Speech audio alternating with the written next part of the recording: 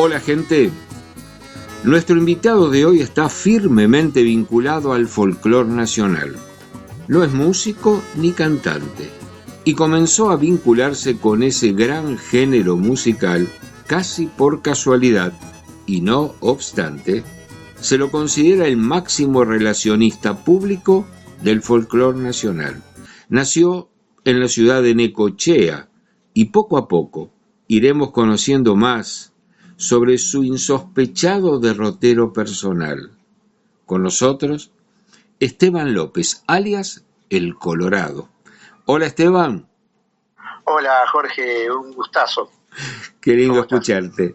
Bueno, ¿cómo fue tu vida en Necochea hasta que luego decidís venirte a Buenos Aires? Y yo era un adolescente de clase media, lo que se denomina burguesa, y de una familia, hijo de escribano, una familia acomodada económicamente, y una ciudad opulenta, y de repente no conocía el folclore en Necochea. En general los chicos de mi amistad, poder decir de mi casta, como está de moda decir ahora, sí. Escuchábamos música en inglés, íbamos a los boliches bailables, y hacer una peña, se usaba la palabra en Necochea, hacer una peña, a guitarrear temas de sui generis, de rock nacional de esa época, y no escuchar folclore era de clases bajas. Claro. Y de repente, en toda una familia de profesionales, tenía una abuela analfabeta, mi abuela paterna, sí, venida de España, escapando de la guerra, y que fue lo más grande que tuve, la que me crió llevándome al río y al parque a juntar hongos y a selga en las orillas del río. Y eso fue para mí lo que primero me conectó con el amor a la tierra. Ella tenía su huerta, y con ese saber de la gente sencilla, porque ella ni conocía los billetes, los distinguía por los colores, no sabía contar. Mirá vos, qué bárbaro. Ahora te decidís en un momento venirte a Buenos Aires, ¿y por qué motivo?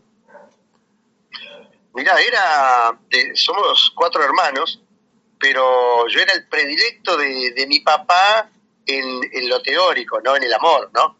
Los 4 hermanos éramos queridos por igual, pero yo era el que se perfilaba, el que me gustaba leer los libros de mi padre, que era muy lector de historia y de política, y entonces mi padre escribano, vos sabés que el registro creo que se sigue heredando, sí.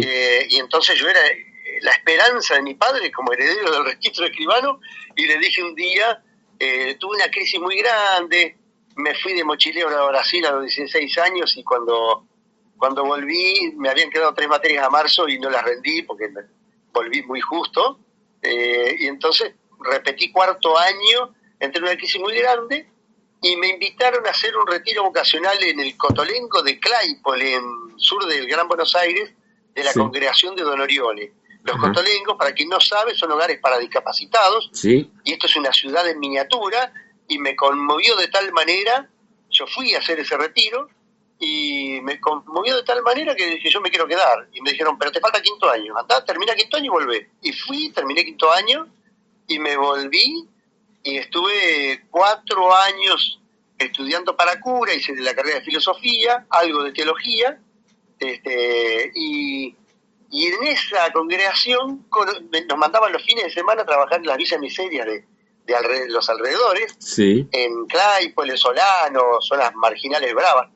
Y ahí conocí me relacioné con un movimiento católico que después dejó de ser católico, se volvió más ecuménico, pero que trabajaba más activamente, organizadamente en las villas miserias para sacar a los chicos de la droga, de la delincuencia, de la prostitución, etcétera. Y entonces decidí, entré en 1983 y en 1987 salí para irme de lleno a trabajar en ese movimiento que se llamó Del Buen Viaje y que había nacido en 1975. Mirá vos, ahora realmente no terminaste la carrera, no sos sacerdote. No, Eso es todo relativo a donde se estudia. En los jesuitas, por ejemplo, cuando yo entré, era 15 años para llegar a cura, y los de Don Orión eran 9 años. Así que yo no llegué ni a la mitad. Mirá vos. Pero bueno, ahí fue cuando me fui de lleno y pensaba ser un cura, o sea, hasta pensamos en ese movimiento, armar una rama de gente consagrada a Dios, qué sé yo, pero eso duró muy poco tiempo. Mira, ahora vos te vas de ahí y comentaste, bueno, ingresaste en este grupo del Buen Viaje, en esta organización, y cómo fue un poco el accionar de la organización, lo que duró. Es muy interesante lo que vos me contaste en un momento sobre lo que hacías y hacían ustedes. Sí, era una organización tremenda, porque como ya venía de muchos años, desde el 75, yo entré en el 83 y ahí los conocí cuando entré al seminario, cuando vine a Buenos Aires, y ya era un furor. Y tenían una técnica de armar un festival que era un poco de folclore, un poco de rock, música argentina en general, pero rock y folclore era. Se cantaban canciones de León Gieco, que estaba muy de moda, de Víctor Heredia. Entonces, era la técnica de armar un festival en una plaza de la villa, o a veces en invierno si llovía, en un galpón de chapa y pintura, y se convocaba a los jóvenes del barrio a que vinieran con sus guitarras, a guitarrear, a tomar mate, que vinieran con su mate, los esperábamos con tortas fritas, y así se organizaba un sábado a la noche, y empezábamos a las 10 de la noche y terminábamos a las 7 de la mañana. Claro. Pero era toda una técnica que habían ideado como para conmover a la juventud, y impactarla, y te digo que terminaban llorando a la madrugada. Era una técnica de encontrarse consigo mismos, con los demás, o sea, con el otro, y también definitivamente con lo sagrado, porque ese movimiento empezó siendo católico, pero ya después decían, mira, cada uno respetamos su creencia y no le imponemos nada. Pero el fundador había sido un cura, que después se fue con la chica más linda del movimiento. Y nos pasó que ese movimiento, al sacar a los chicos de la droga, de la delincuencia, de la prostitución, etcétera, nos encontrábamos, imagínate, que no había trabajo. Entonces se transformó en una cooperativa gigante que llegó a tener 120 almacenes comunitarios en 120 villas miserias de Capital Federal y conurbano, 120 barrios, que era una cooperativa de consumo y que generaba fuentes de trabajo. Qué lindo. Y manejaba un presupuesto muy grande con ayuda de plata del exterior, y realmente para mí, a mí me cambió la vida, y eso fue inspirador para lo que vino después. Mirá vos, qué linda acción que hicieron, Esteban. Qué bárbaro. Bueno, vos tenés, sé que sos un amante de la filosofía, quizás, bueno, ampliado cuando hiciste el trabajo en el seminario, cursaste en el seminario, pero también tenés un libro listo para sacar en algún momento, sobre la sabiduría popular. ¿Qué fue lo que te impulsó? Partiendo de aquella abuela analfabeta, por ejemplo, ¿no? Claro, sí. Primero, por mi abuela, fue la primera que me hizo ver qué sabiduría hay en medio de toda familia de profesionales, como mi abuela era la más feliz de todos. Y yo digo, ¿por qué? Bueno, justamente hay una sabiduría que, como hace poco entrevisté a alguien, un paisano, en Bicho de Campo, y resulta que el tipo me dijo, bueno, lo más importante de la vida no se puede comprar con plata. Y entonces, en la filosofía que estudié, éramos 100 seminaristas en ese momento, estudiando en Don Orione, y el único que le gustó la filosofía fue a mí, y que quise continuar la carrera después cuando salí del seminario y todo. Entonces, esa pasión por la filosofía la volqué a otra cosa que fui encontrando, diríamos, sobre todo a partir del seminario, que venían chicos del interior, de todas las provincias y de países vecinos. Entonces a las 5 de la tarde se armaba la guitarreada y todo el mundo cantaba folclore. Y yo en Necochea no conocía el folclore. Entonces me enamoré del folclore y cuando fui a trabajar en las villas, ya viví en 2 villas miserias y de repente era toda la gente de venida del interior, tucumanos, santiagueños, paraguayos, chilenos, uruguayos, de todas partes, peruanos, bolivianos, todas las colectividades. Entonces descubrí todo un folclore que no conocía, nunca había escuchado, y por lo tanto, encima, conviviendo con ellos en la Villa Miseria, vi que esa sabiduría campesina tiene mucho para dar, y entonces me volví un teórico desde la filosofía de cómo demostrar la importancia que tiene ese saber que le llamábamos sabiduría popular, ¿no? Qué lindo. En algún momento lo voy a sacar porque lo tengo en borrador, ya los capítulos armados y todo. Haremos fuerza para que así ocurra. Esteban, y bueno, siguiendo un poco la dinámica del programa, ¿cuál es el hito musical que elegiste para el día de hoy para nosotros? Bueno, a mí me pasó que lo que descubrí es que hay un cancionero infinito de que la gente común no sabe porque no se entera, no llegan a los grandes medios las canciones preciosas. Sí. Entonces yo, por ejemplo, viajé a Paraguay por ese trabajo social y descubrí a un conjunto que se llamó Ñamandú, paraguayo, y que tenían grabado creo que en el primer tema de un disco, el mejor disco de ellos, que se llamó No lo van a impedir, parece que es el nombre original, pero también se encuentra como Creceremos en Google, sí. Y también como algo del otoño, ¿no? Ya no me acuerdo. Tiene 3 nombres la canción. Mira vos. Y de repente el autor, lo googleé porque no sabía, es Amaury Pérez, Pérez Vidal, era el apellido. Sí, sí. Y de repente, bueno, ¿por qué elijo esa canción? Porque me parece muy actual, todos los argentinos estamos de acuerdo en que hay una corrupción que nos ha llevado a esta decadencia en la que vivimos, que tenemos que salir y que tenemos que volver a ser ese gran país de la clase media, y de repente, bueno, aparte, ese grupo con este autor que es cubano, yo no lo sabía, son grandes poetas con un nivel de literario que a mí me sorprendió y me acompañan. Son canciones que me acompañan toda mi vida, son canciones que las canto de memoria todos los días, ¿no? Bueno, te propongo que escuchemos un fragmento de la canción elegida, de No lo van a impedir, Creceremos, y luego seguimos con tu relato, ¿ok? Bueno. Ahí vamos.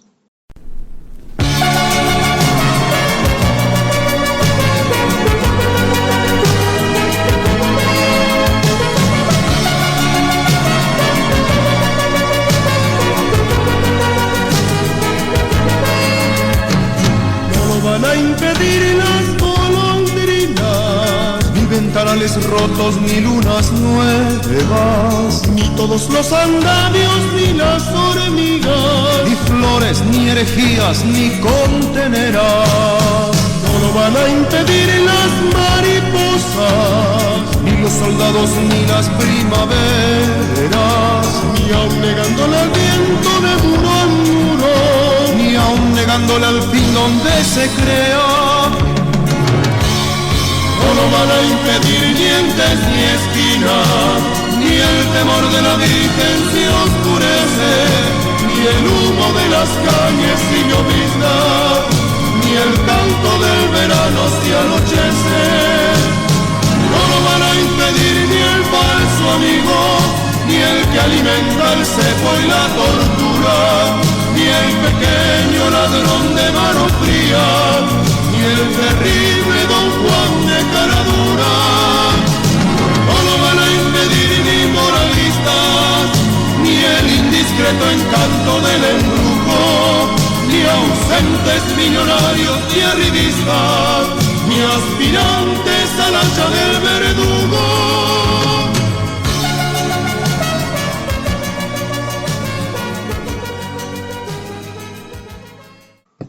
Esteban, sin proponértelo, vos te metés luego en el mundo de las peñas folclóricas, donde generás una peña fantástica y de las más recordadas.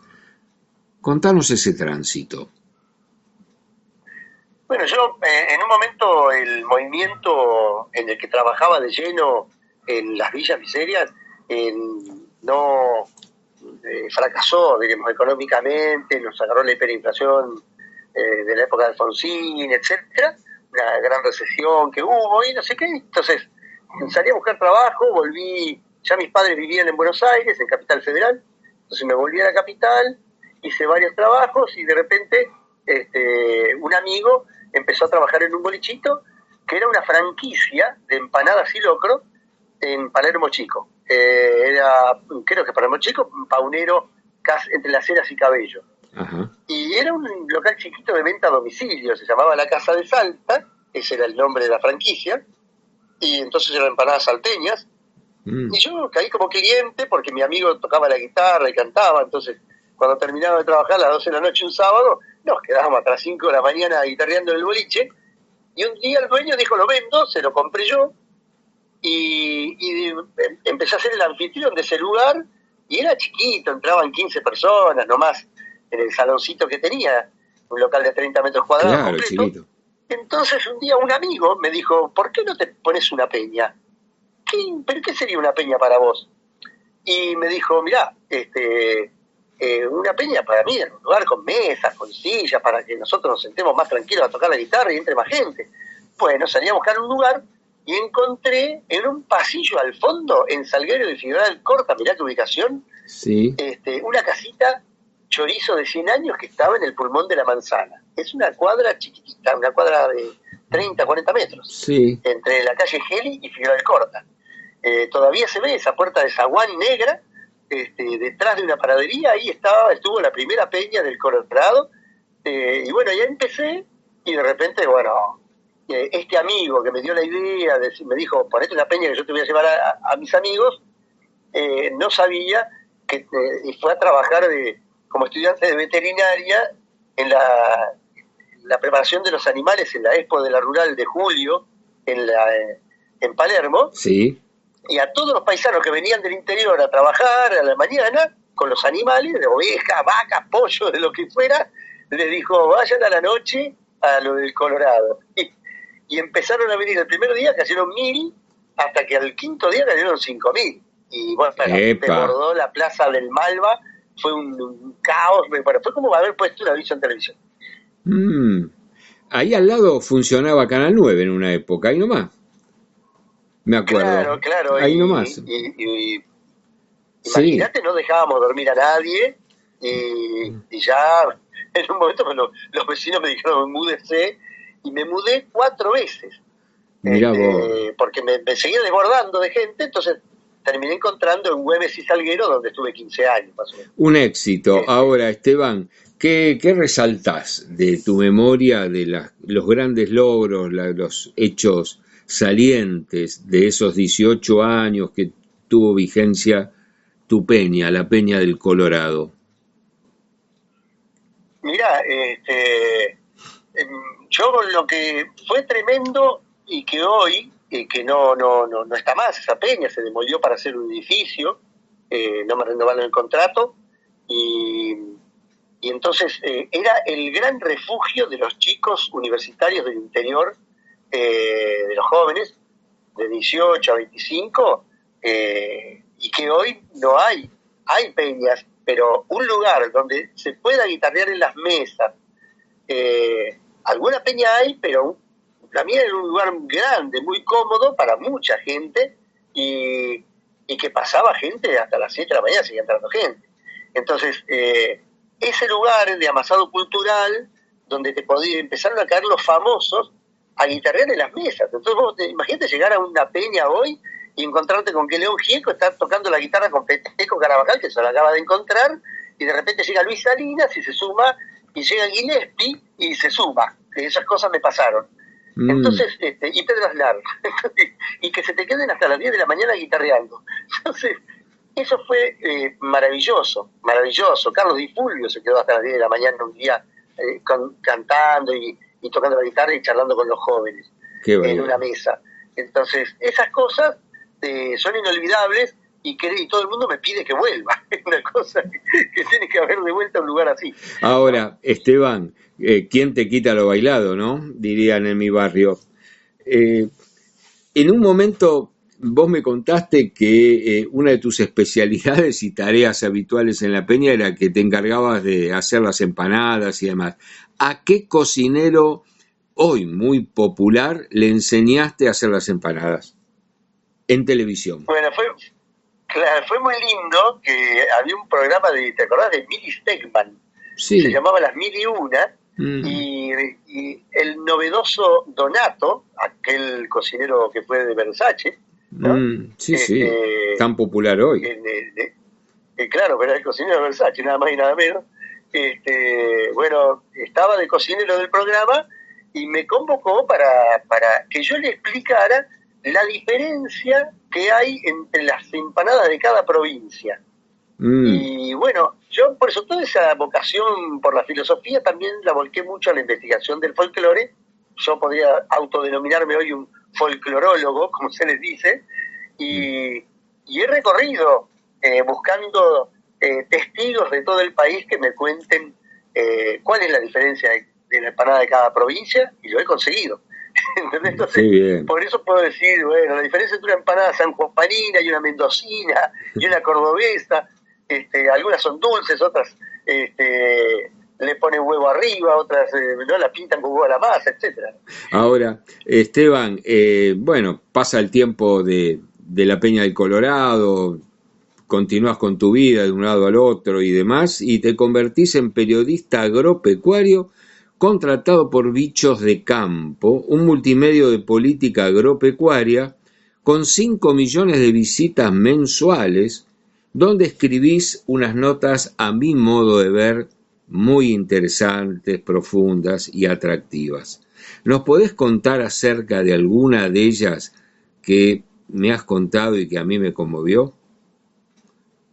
Sí, porque cuando pienso qué nota recuerdo que me ha impactado a mí, empezando por mí, y que impactó muchísimo a los lectores, es el caso imagínate, un programa de política agropecuaria. Entonces hago notas agropecuarias, periodísticas, contame un ingeniero agrónomo sobre la actividad, y di con un ingeniero agrónomo que era es todo un personaje, que está en el Valle de Calamuchita, y que me cuenta, y lo pongo en la nota, que él trabajó en un momento en una empresa que fue la que desmantelaba todas las vías férreas para llevar a fundir en la época del Turco, en los 90, a los Altos Hornos Zapla.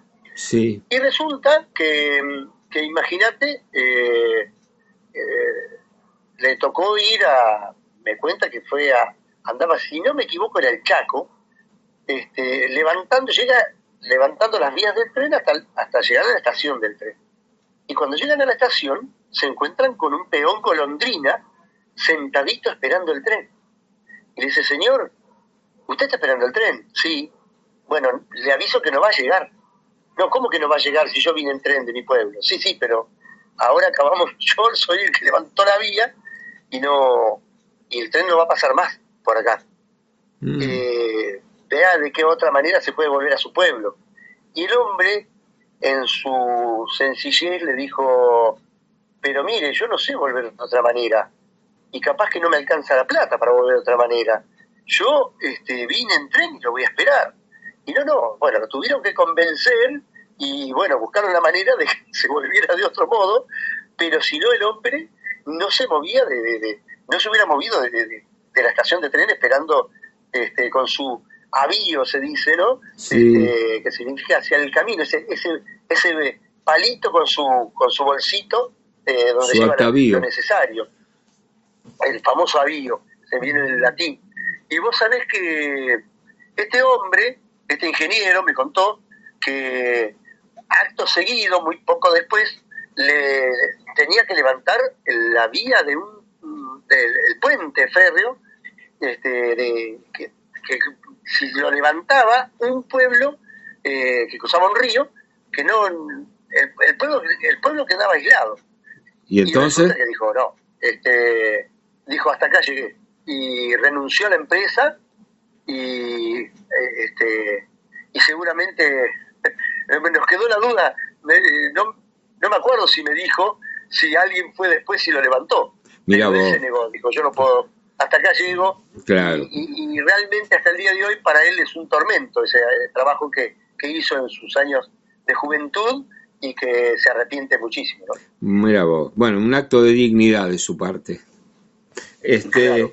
Esteban, vos hoy vivís en San Andrés de Giles y sé que hay un proyecto que estás tratando de llevar adelante en San Antonio de Areco. ¿Nos podés contar brevemente para ir cerrando el programa? Bueno, mirá, ante tanto reclamo de tanta gente que me dice poner una peña, dije, bueno, a ver dónde, quién quiere. Y un amigo me dijo, mirá, conseguí una casa en Areco que tenga 25 kilómetros, muy cerquita, y queda al lado del río, en la margen del río, cerquita del Puente Viejo, en San Antonio de Areco, la cuna de la tradición, la capital de la tradición, y es una casa sobre un terreno de 1 hectárea o un poco más, ¿no? Ya lo vamos a medir bien, pero me imagino que va a dar que hablar porque ahí pensamos hacer espectáculos y tenemos, en medio de un bosque tenemos espacio para hacer guitarreadas de fogón y tiene corral para que la gente pueda llegar a caballo, imagínate. Qué lindo. Tiene estacionamiento propio, una maravilla. Bueno, Esteban, desde acá haremos fuerza a todos para que se concrete y vuelvas por tus lides andando en las peñas. De los tantísimos artistas que pasaron por tus peñas, ¿podés elegir una canción de alguno de ellos para nuestro cierre? Sí, yo elegiría La Chacarera del Olvidado del Duende Garnica, santiagueño, que es una maravilla. Bueno, Esteban, vamos a escuchar un fragmento, vamos a ir yendo con esa canción y como siempre un enorme placer charlar contigo y te agradezco enormemente tu generosidad, tu cordialidad y hacemos votos para que esa peña de Areco vaya para adelante. Gracias. Te espero el 17 de agosto. Bueno, un abrazo enorme. Hasta entonces. Chao. Bueno, nos vemos. Chao, chao.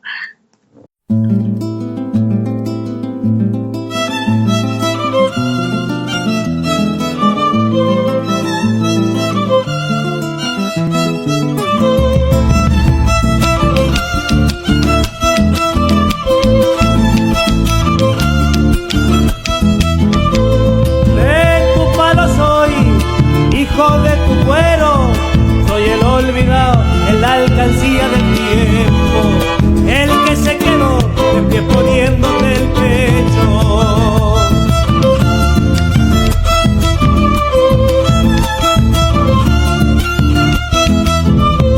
Flor obrera soy, silvestre de espuma, cuando el tren se va, miro en las vías la luna, pensando tal vez mi pago encuentre fortuna. Ojalá mi alma